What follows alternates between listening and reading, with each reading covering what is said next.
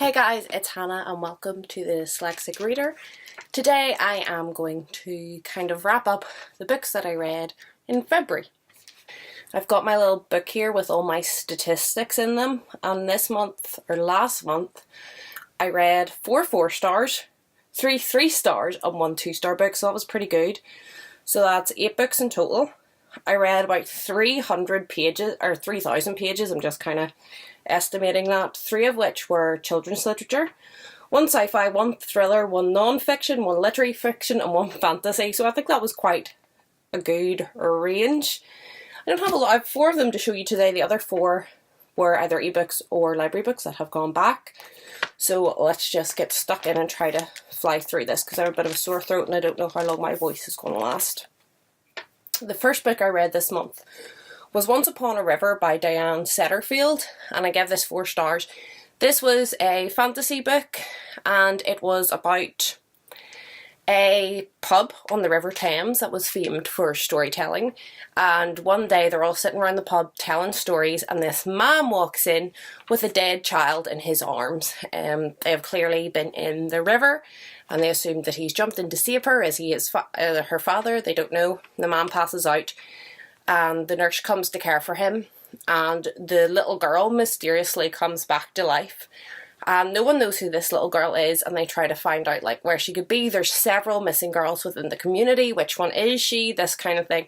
And you sort of go on the stories of each of the families of like the missing girl to try and find out who the girl is. I thought the writing in this was beautiful. I thought it was a great story. I thought the way the stories all weave together was really good. I thought that there was good, not really character development because it happens quite quickly, but like the depth and like how well we get to know and connect with the characters is quite good. So overall I gave it a 4 stars because I really enjoyed reading it. The only thing is it was quite long. I read it on my iPad because it was a NetGalley book, and it was about 500-ish iPad pages, and I would have said like you could have took 100 of that off and the story would have been just as impactful. So there was a couple of wee bits I was just like, but the story was really good. I was really invested in it. I really flew through it, so I gave it a 4 star. The next one was a non-fiction and it was called Life After Google, and it was written by George Gilder, and this was about blockchain and Bitcoin, and it was quite interesting. I didn't quite have, it wasn't for beginners, let's say. I didn't have maybe as much knowledge as would be needed going into this, so a couple of bits were like over my head, or I had to really pause and go, wait, what is he talking about, and maybe listen to it again because I listened to it on audiobook. But I thought it was quite accessible the way it was written. It wasn't very textbooky. It was quite written as a story. It was more his story and the history of it and how he was involved, and anecdotes of people that he had that had been involved in it and that kind of thing.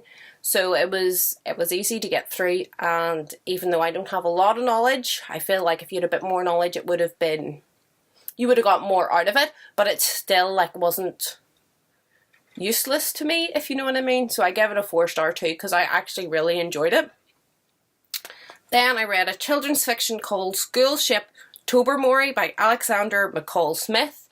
This was a book about, as it says, it's a boat which is a school, and basically the children on it learn sailing. I think this is the first in a series, and basically nothing happened. It was quite, the writing was cool and kind of the setting, the idea was cool, but really nothing happened, so I just gave it a 3 stars.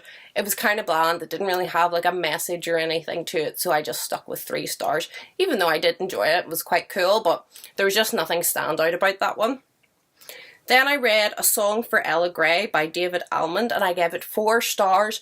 This was a literary fiction. It was kind of, I would say it was a YA, but I wouldn't say that it was tart. Like, I think an adult will get a lot out of it. This book was basically what I thought Catcher in the Rye would be. I didn't like the Catcher in the Rye, but this had the same kind of like disillusions, you don't know what's real and what's not real kind of thing going on with it.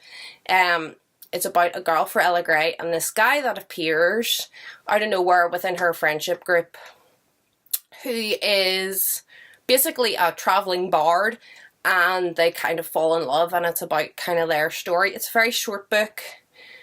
Some of it is told through prose, some of it is told through like poetry or rhyme, and then some of it's just very nicely laid out and presented. And the story was good, the story was gripping. At the end, I kind of didn't know what to think, but I did. I really enjoyed it, and as I said, that was that kind of feeling that I was looking from Catcher in the Rye, which I didn't get. So even if you liked Catcher in the Rye, I would suggest this one, and if you didn't like Catcher in the Rye but you thought you were going to like it, I would suggest this one as well. Oh, the next ones I have to show you. The first one is The Restless Girls by Jessie Burton. I read The Miniaturist by Jessie Burton last year and loved it, and my friend Susan has read also this and her other book that the name escapes me now, and she said that I would like all of them. Unfortunately, Susan, I did not like this at all. I wasn't invested, I didn't care about the characters. The artwork, I'm trying to find a nice picture. The artwork in it was gorgeous. I really appreciated the illustrations. I did not really like how I liked her writing style in adult literature. I didn't really like how it translated into children's literature. I thought the story was really predictable and somewhat stupid, and also the way it was produced. This won't make sense to anyone else. You can kind of see the pages are very glossy, which makes the pictures pop, but as a dyslexic, like I found this so hard to read. It took me so long to read it. I was messing words up, I was getting a sore head, I was frustrated with myself, and I just didn't enjoy the experience.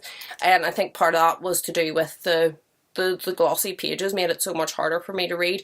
And the space, it's got like double spacing and stuff, which meant within this format I couldn't really connect with the story, so this one was the one that just got 2 stars for me because I just didn't care for it in kind of any way.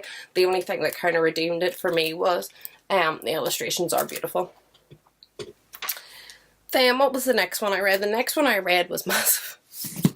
It was The Children of Time by Adrian Tofoshki. I'm going to try and butcher that poor man's name. I have read another book by this author last year called Dogs of War, which was more futuristic, sci-fi, fantasy, dystopian kind of type thing. This is kind of another dystopian sci-fi. It is set in the future.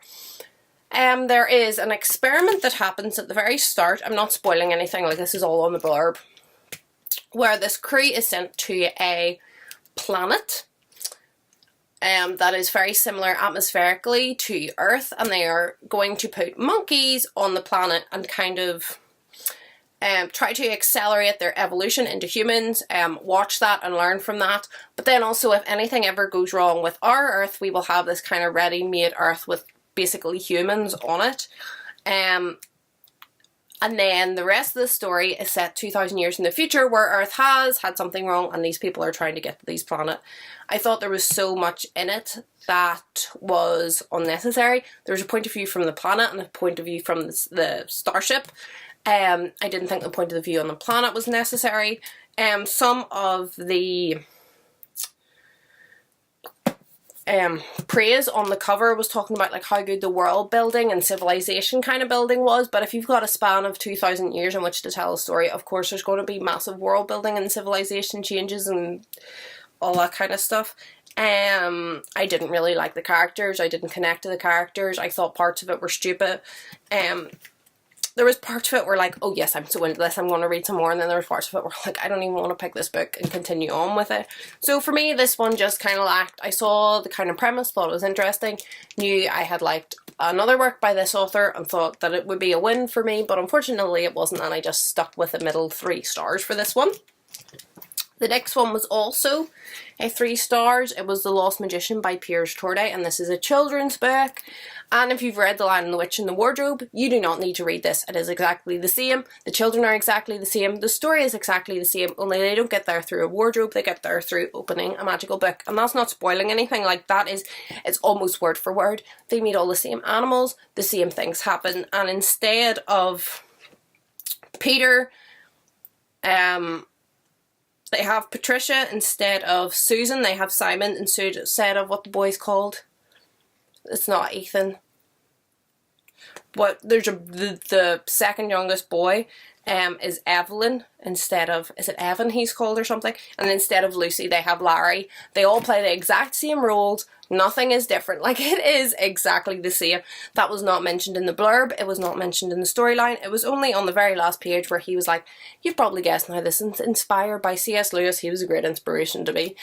That's not mentioned anywhere. It wasn't inspired.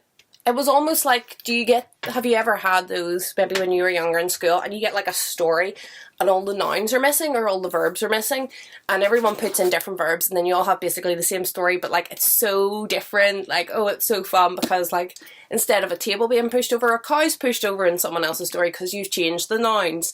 That is almost like he copy and pasted the Lion, the Witch and the Wardrobe and then just switched some of the nouns about, because other than that it was exactly the same.